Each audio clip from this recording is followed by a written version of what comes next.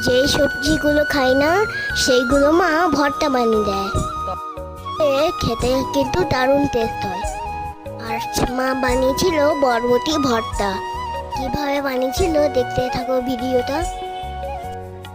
চিংড়ি মাছগুলোকে লবণ হলুদ মাখিয়ে বরবটি, পেঁয়াজ, কাঁচা লঙ্কা, রসুন সবকিছু কড়াইতে তেল দিয়ে ভেজে নিয়েছে। তারপর কাঁচা চিংড়ি মাছগুলোকেও কড়াইতে ভেজে নিয়েছে। সব কিছু ভাজা হয়ে গেলে মিক্সিং জারে দিয়ে পেস্ট বানিয়ে নিয়েছে। তারপর সেই ভাজাটা আবার কড়াইতে একটু তেল দিয়ে তার মধ্যে ভেজে নিয়েছে। নাড়াচাড়া করে ভালো করে ভাজতে হবে। কড়াই থেকে যখন উঠে আসবে ভাজাটা তখন নামিয়ে নিতে হবে। গরম ভাতের সঙ্গে তাড়াতাড়ি খেয়ে নাও। টাটা।